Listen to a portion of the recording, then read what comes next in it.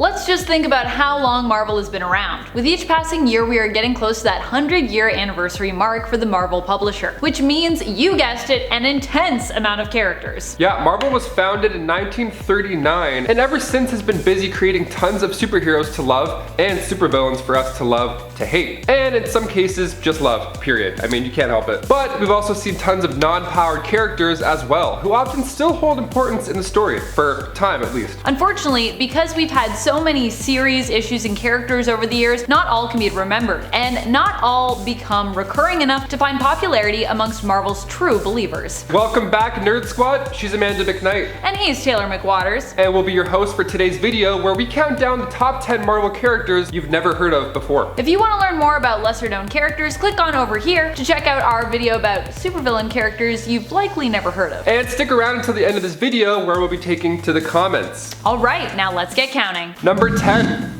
Bob. Hands down the best name for a superhero sidekick, period. We have Bob. Making his first appearance in Cable and Deadpool issue 38, Bob is a former member of the terrorist agency known as Hydra. Hail Hydra. But most importantly, hail Bob. So how did Bob get into Hydra in the first place? What are you doing, Bob? Well, his wife Allison was giving him a hard time for not being able to get a steady job. So he figured he would work for Hydra. Classic. He wasn't a big fan of the organization though, only because they didn't have dental coverage. I mean, fair. Not a bad point, Bob. Valid point. Funny enough, Bob made a brief cameo in the 2016 Deadpool movie, where in the final battle of the film, he caught up with him, talking about Bob's wife Gail and her amazing tuna casserole, right before a quick headbutt knockout. But don't worry, Wade dragged Bob off screen to safety, or so we assume. Number 9, ELSA Bloodstone. I can already hear the fans of ELSA Bloodstone raging in an uproar of that they know Elsa and how dare I put her on this list. And while yes, ELSA Bloodstone does have some very passionate fans, I will add that there are actually a lot of Marvel fans out there who are unfamiliar with her. Trust me, I know some pretty intense fellow comic nerds who have never heard of her until running into her in Marvel Strike Force. I'm looking at you, Dylan. So I thought it might be nice to talk a little bit more about this character who is super awesome, but tends to be less celebrated and not as well known to most. Elsa was born into a legacy of monster hunters. Her father Ulysses was a monster hunter before her, and so it was her destiny to defeat monsters while working alongside the good ones. Let's not forget that the Marvelverse also has a whole other horror and monster aspect to it as well. After all, Blade is also a part of Marvel. Have we ever gotten a Blade and Elsa team up, by the way? That is something I'd love to see. Should have already happened at this point. Number 8, Jasper Sitwell. He made his comic book debut in 1966 in Strange Tales issue 144, and his cinematic debut in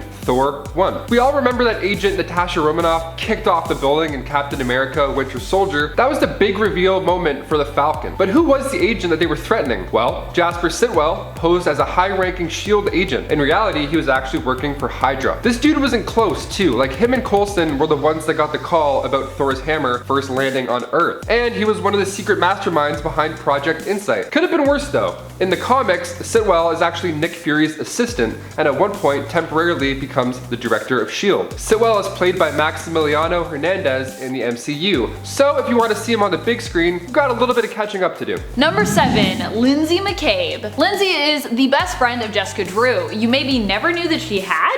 Me personally, I thought Jessica's best friend might be Carol Danvers, and maybe now that might be more true, but throughout the later 70s to the mid 90s in the comics, Lindsay McCabe was it. She and Jessica met while living in New York at a group therapy clinic. Jessica liked Lindsay because she was a tough, strong woman who wasn't afraid of Jessica or intimidated by Jessica's strange powers. Eventually, the two moved to San Francisco together when Lindsay got the opportunity to study theater there. Lindsay herself was an actress. Lindsay would eventually learn Jessica was Spider-Woman and would also spend some time working with Jess when she had her private investigation agency. She would also try to help Wolverine in the disguise of Patch, whom she also knew previously, though did not actually recognize. She didn't know it was Wolverine, thought it was Patch. To save her friend Jessica when she was possessed by the Black Blade, aka the Muramasa Blade. Number 6, Space Knights. Okay, these guys are awesome, and I hope we get a Space Knights show soon, or in my lifetime at least. They're fairly new to the game, having first appeared in Guardians of Infinity issue 2, only back in 2016. So a long time ago in the Outer Rim, a substance known as core was discovered. This substance gave a little bit of flair to the Perrin's warriors' weapons. So led by Horn, the warriors saved the planet from slavery. One thing to note about core that's rather important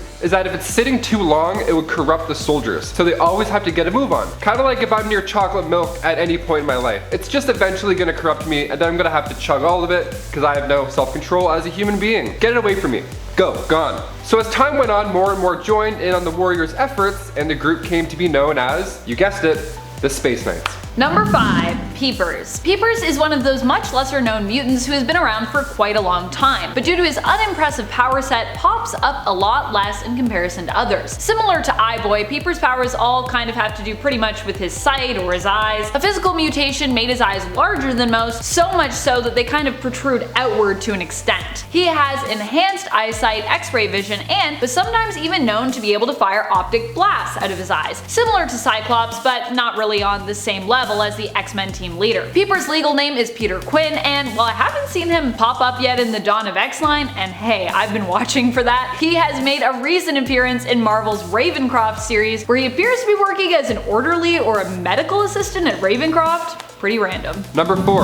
Ella Whitby. Making her comic book debut back in Deadpool Volume 2, Issue 40, Ella Whitby was the doctor who helped Deadpool escape Crossmore Institution in England. But it wasn't long before she confessed her love for the Merc of the Mouth. Wade, however, didn't share the same feelings. Ella started to become a bit of a stalker, I guess you could say. She confessed her love to him again, only this time not so fashionable, with a homemade Deadpool suit attached to her body. So Deadpool starts to get curious and goes to her house. Turns out she's collected body parts of Deadpool. So Deadpool realizes that she's probably going for the Warden next to make Deadpool happy and all. So he goes to Warden's house, and just as he had expected, she was waiting there to kill the Warden in just the way Deadpool would do it himself. That is, by boiling tea made with ammonium nitrate on the stove with a plastic bag in the oven filling with gas. So after the explosion, Wade went back to her apartment, met up with a very burned Ella, and told her that he loves somebody else. Hashtag Wade the Heartbreaker. Number 3. Amazing Baby. You might not know Amazing Baby just yet because, well, they're a super new character, but they also exist as a throwback to an older X-Men enemy, the Warwolves. Warwolves were an enemy of the X-Men that were almost shapeshifters. Almost. Their ability allowed them to drain their enemies of their life energy and then basically wear their skins like a suit, disguising themselves as that person. These Warwolves originally hailed from Mojo World and were sentient, wolf-like, metallic-looking creatures. Amazing Baby is a Warwolf pup that the Excalibur team in the Dawn of X line rescued from Cullen Bloodstone. Yes, relation to ELSA, who we talked about earlier. Cullen's her brother. The rescue pup was then given to Rachel Summers, who agreed to look after the little one despite how dangerous the mutants know this pup could grow up to be. She named her pet werewolf Amazing Baby, and you can also see him pop up in the Dawn of X's X Factor series alongside Rachel. And number 2,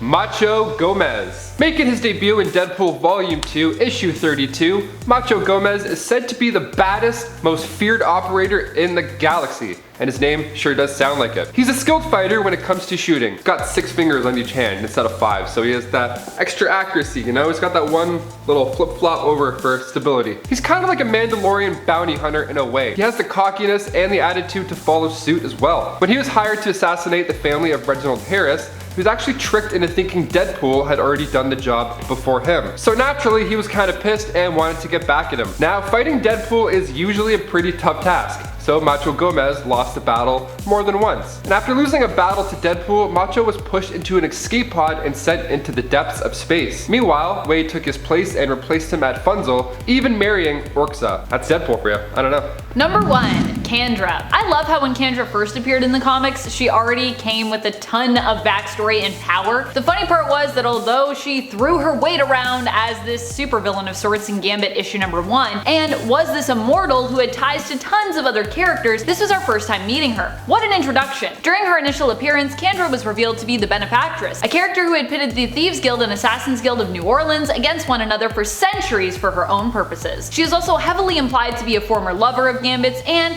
we'd come to know her as a member of the often now forgotten Externals, an immortal, often villainous group of mutants who are insanely powerful, and not to be confused with the Eternals, which is a totally different group. And Externals as well cannot die. Well, for the most part. Remember Selene? She was also a part of the Externals, but Selene simply became much more popular, so we still know who she is. Thank you so much for watching Nerd Squad. Now let's take it up to those comments from our last team up video, Top 10 Amalgam Characters, Part 2. Flammable comments. Hell yeah, I want a part 3. Also, Wait, there's a DC mashup era? Yes, there is a DC mashup whole world, and it's really cool and also very well drawn, actually, I will say. Yeah, it's really impressive. Yeah. Straight up. Alrighty, Harlequin Dove comments, at the very end of this, you said to comment who we would like to see. I would like you two to hypothesize and give ideas of who would be a good character to see before they were all superhero-ish, like Wolverine in his early 20s and so forth. I'd like to see Dr. Stephen Strange do surgery, straight up. I'm into like Grey's Anatomy, Untold Stories of the ER. I'll watch anything medical, especially Dr. Stephen Strange of all people. Magic, well not magic, but still, you know, what are they called from Bring It On? From Bring It On, Spirit Fingers? Not cool, not cool, it's Spirit Fingers. Oh my goodness. I feel like I would also love to see, I don't know, I think I'd love to see Professor X as like a young boy. We've kind of seen a little bit of that before, but I'd like to see more of that. Yeah, definitely, good call. 420 Hilarious wonders, imagine an amalgam, Amanda and Taylor. Oh my goodness. Lanky. Very lanky. Lanky. You'd have some Big long hair? ass arms, definitely. Yeah. Hair would be, you Big know. hair, lanky. Sounds like a very strange, could be a mutant. Oh, definitely a mutant. 100%. Definitely the red hair and the arms, that's like that's trouble right there. You don't want to run into Someone draw that. this, please, for us. Oh yeah, Jesus, that's it. Alrighty, Trek's Advent comments. What would happen if we saw these amalgam comic book characters on the big screen or TV shows? Well, the first thing that would happen is I would lose a lot of money quite fast. I would see them in theaters multiple times. I mean, I feel like with the multiverse coming into play too, we could see like some wacky crossovers in the MCU. Amalgam on the big screen, I think it's possible. What do you think? Yeah, I think we could get there. I mean, we're both seeing the multiverse accessed through DC and through Marvel. They're both going into that whole thing for themselves. So I'm kind of hoping that if they both have a multiverse, amalgam could be part of that because it's part of their multiverse. That's step 3, honestly. They're like, yeah, we like money, let's just keep doing it. Let's just do it. And there you have it, my fellow nerds. Thank you so much for these comments. Speaking of comments, which characters do you feel we missed? Make sure to let us know in the comments down below. Then we can add them in a part 2, perhaps. A part 2? Why, of course. I mean, who knows? I don't know. And also, if you haven't already, make sure you hit that notification bell. That way, when we do our live top 10 nerd premieres, we can all watch and comment together like a big, happy, nerdy family. He's Taylor McWatters. She's Amanda McKnight. And we'll see you again in the next video. Till then, you all stay nerdy, YouTube.